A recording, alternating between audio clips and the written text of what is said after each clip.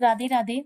हम लोग पढ़ रहे थे श्री कृष्ण लीला पुरुषोत्तम भगवान, जिसका हम लोगों ने कल भगवान श्री कृष्ण का अवतरण का भाग 2 तक पढ़ लिया था। आज हम लोग भाग 3 पढ़ेंगे।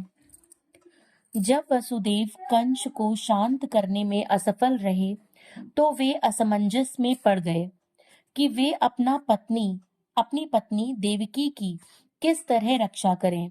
संकट आसन्न होने पर बुद्धिमान व्यक्ति को चाहिए कि यथासंभव इस संकटमय स्थिति से बचने का प्रयास करे, किंतु यदि सारी बुद्धि लगाने पर भी वह विकट स्थिति को टालने में असफल रहे तो ये उसका दोष नहीं है।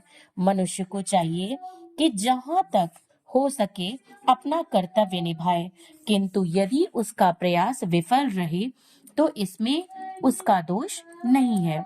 वसुदेव अपनी पत्नी के विषय में इस तरह सोचने लगे, इस समय तो मैं देवकी के प्राणों की रक्षा करूंगा, तत्पश्चात यदि हमारे संतान हुई तो उन्हें बचाने का उपाय सोचूंगा।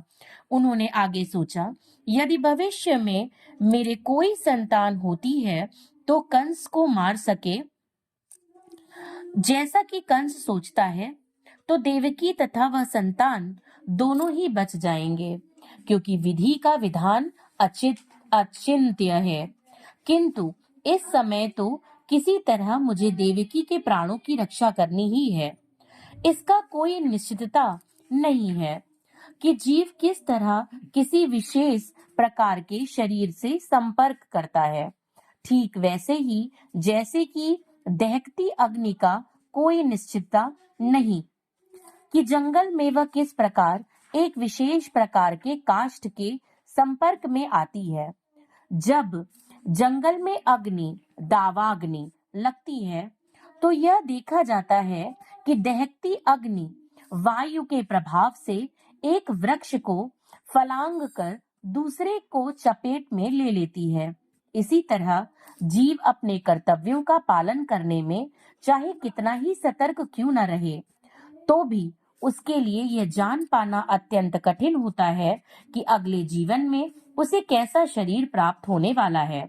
महाराज भरत आत्म साक्षात्कार संबंधी अपना कर्तव्य अत्यंत श्रद्धा पूर्वक निभा रहे थे, किंतु संयोगवश उन्हें एक मृग के प्रति अचिरस्थायी अनुराग उत्पन्न हो गया, जिससे उन्हें अगले जन्म में मृग का शरीर धारण करना पड़ा।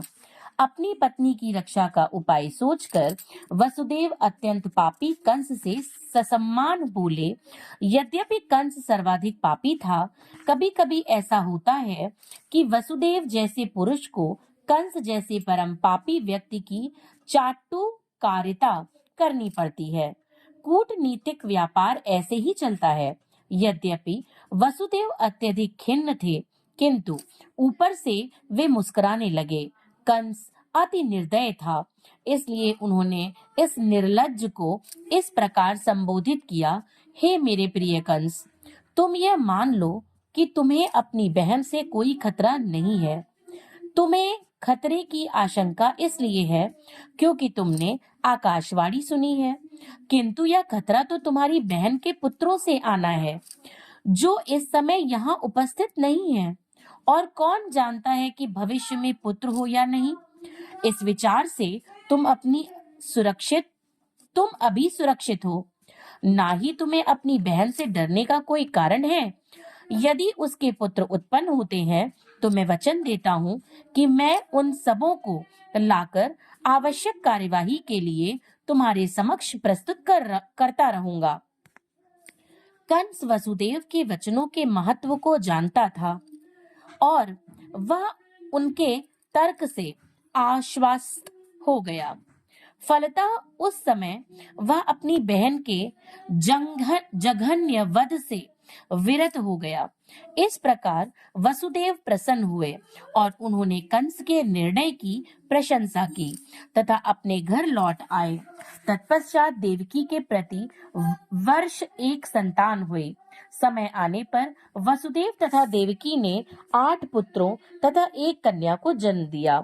जब पहला पुत्र उत्पन्न हुआ तो वसुदेव अपने वचन के अनुसार उसे कंस के पास तुरंत ले गए। कहा जाता है कि वसुदेव अपने वचन के लिए अत्यंत विख्यात थे और वे अपना यश बनाए रखना चाहते थे। यद्यपि नवजात पुत्र को कंस के हाथों में सौंपना वसुदेव के लिए अत्यंत कष्टप्रद था, किंतु इससे कंस अत्यंत प्रसन्न हुआ।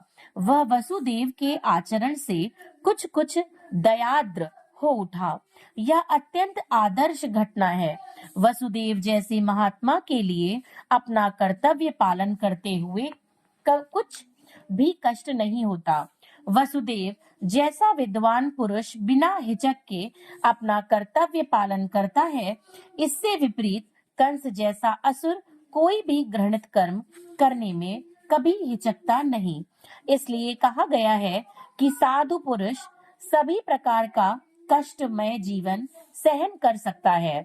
विद्वान पुरुष अनुकूल परिस्थितियों की प्रतीक्षा किए बिना अपना कार्य कर सकता है। कंस जैसा नृशंस व्यक्ति कोई भी पाप कर सकता है और एक भक्त श्री भगवान को प्रसन्न करने के लिए सब कुछ न्यौछावर कर सकता है। वसुदेव के व्यवहार से कंस संतुष्ट हो गया। वह यह देखकर आश्चर्यचकित था कि वसुदेव ने अपने वचन का पालन कर रहे थे, अतः उन पर दयालु तथा प्रसन्न होकर इस प्रकार बोलने लगा, मेरे प्रिय वसुदेव, इस पुत्र को मुझे भेंट करने की कोई आवश्यकता नहीं है। मुझे इस पुत्र से कोई खतरा नहीं है। मैंने सुना है कि तुम्हारा तथा देवकी का 8वां पुत्र मुझे मारेगा, तो फिर मुझे क्यों व्यर्थ ही इस पुत्र को स्वीकार करना चाहिए। तुम इसे वापस ले जा सकते हो। जब वसुदेव अपने प्रथम पुत्र को लेकर घर लौट रहे थे, तो यद्यपि वे कंस के व्यवहार से प्रसन्न थे, तथापि उन्हें उस पर विश्वास नहीं हो रहा था, क्योंकि वे जानते थे कि कंस किसी के वश में नहीं है। एक नास्तिक पुरुष कभी भी अपने वचन का पक्का नहीं हो सकता। जो व्यक्ति अपनी इंद्रियों को वश में नहीं रख सकता, वह अपने संकल्प में किस प्रकार दृढ़ हो सकता है। महान राजनीतिज्ञ चाणक्य पंडित ने कहा है, कभी भी किसी कूटनीतिज्ञ या स्त्री पर विश्वास न करना। जो लोग अनियंत्रित इंद्रिय तृप्ति में आसक्त हैं, वे कभी भी सत्यनिष्ठ नहीं हो सकते, ना कभी उन पर विश्वास किया जा सकता है। उस समय कंस के पास महर्षि नारद आए। उनको जानकारी मिली कि कंस ने वसुदेव पर दयार्द्र होकर पहले नवजात शिशु को लौटा दिया है। श्री नारद मुनि अत्यधिक उत्सुक थे कि जितनी जल्दी हो सके भगवान श्री कृष्ण अवतार लें। अतः उन्होंने कंस को सूचित किया कि एक और वृंदावन में नंद महाराज जैसे महापुरुष तथा ग्वाल एवं ग्वालों की पत्नियां और दूसरी ओर वसुदेव, उनके पिता शूरसेन तथा यदुवंशी वृष्टिकुल में उत्पन्न उनके सारे संबंधी तथा उनके मित्र एवं शुभ चिंतक सभी वास्तव में देवता हैं। श्री नारद मुनि ने कंस को आगाह किया कि वह उन सब से सावधान रहे, क्योंकि कंस तथा उसके सारे मित्र एवं सलाह देने वाले सभी असुर थे। असुरगण सदैव देवताओं से भयभीत रहते थे। इस प्रकार श्री नारद मुनि ने से विभिन्न परिवारों में देवताओं के प्रकट होने की जानकारी प्राप्त करके कंस तुरंत चौकन्ना हो गया। वह समझ गया कि चूंकि देवता अब प्रकट हो चुके हैं, अतः भगवान श्री विष्णु का भी शीघ्र ही आगमन होगा। उसने तुरंत अपने बहनोई वसुदेव तथा बहन देवकी को बंदी बना लिया और उन्हें कारागार में डाल दिया। वसुदेव तथा देवकी लोहे की सांकलें पहने कारागार में प्रतिवर्ष एक पुत्र को जन्म देते रहे और कंस प्रत्येक बालक को श्री विष्णु का अवतार समझकर एक एक करके मारता रहा। वह 8वें पुत्र से विशेष रूप से भयभीत था, किंतु श्री नारद मुनि के आने के पश्चात वह इस निष्कर्ष पर पहुंचा कि कोई भी बालक कृष्ण हो सकता है। अतः वसुदेव तथा देवकी से उत्पन्न सभी संतानों को मारना ही श्रेयस्कर होगा।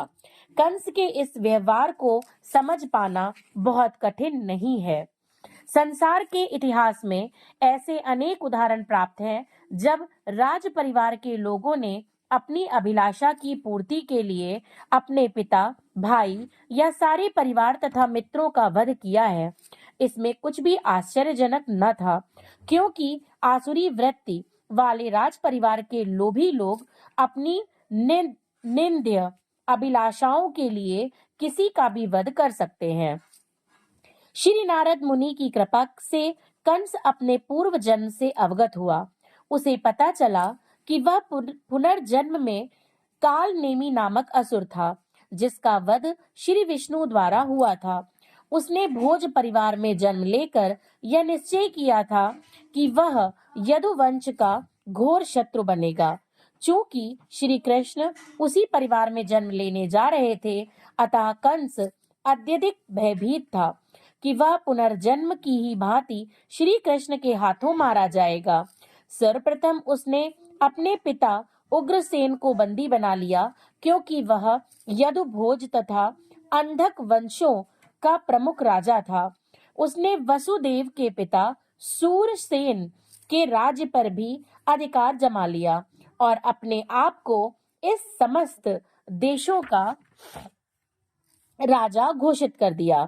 इस प्रकार लीला पुरुषोत्तम भगवान श्री कृष्ण के अंतर्गत भगवान श्री कृष्ण का अवतरण नामक प्रथम अध्याय के भक्ति वेदांत तात्पर्य पूर्ण हुए।